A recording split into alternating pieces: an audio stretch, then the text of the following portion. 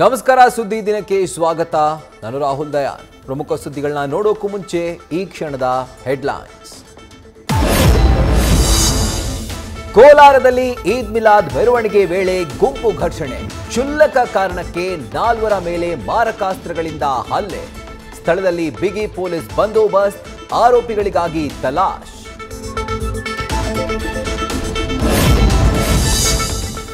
ಕೈ ಮುಗಿದು ಅಂಗಲಾಚಿದ್ರು ರಕ್ಷಿಸದೆ ಕೈ ಚೆಲ್ಲಿದ ಪೊಲೀಸರು.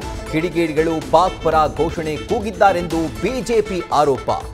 ಪೂರ್ವ ನಿಯೋಜಿತ ಕೃತ್ಯ ಅಂತ ಶರ.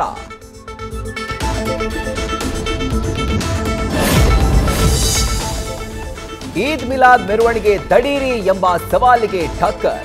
ಮಂಗಳೂರಿನ ಬಿಸಿ ರೋಡ್ಗೆ ಲಗ್ಗೆ ಇಟ್ಟು ಪ್ರತಿ ಸವಾಲ್ ಹಾಕಿದ ಹಿಂದೂ ಕಾರ್ಯಕರ್ತರು. ಮುಸ್ಲಿಮರ ರ್ಯಾಲಿ ವಿರೋಧಿಸಿ ಆಕ್ರೋಶ.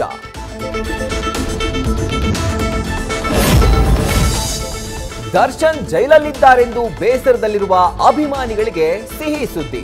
ಕಾಟೇರ ಸಿನಿಮಾಗೆ ಅತ್ಯುತ್ತಮ ಕನ್ನಡ ಚಿತ್ರ ಸೇರಿ 4 ಪ್ರಶಸ್ತಿ. ನಿನ್ನೆ ದುಬೈಗೆ ತೆರಳಿ ಅವಾರ್ಡ್ ಸ್ವೀಕರಿಸಿದ ಸಿನಿಮಾ ತಂಡ.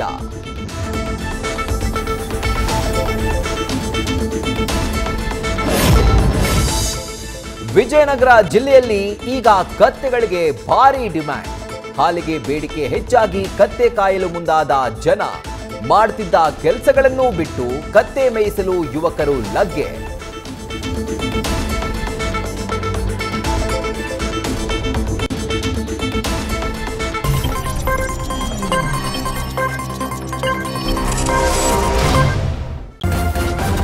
ನ್ಯೂಸ್ ಫಸ್ಟ್, ನಿರ್ಭೀತಿಯಿಂದ ನಿಮ್ಮ ಪರವಾಗಿ.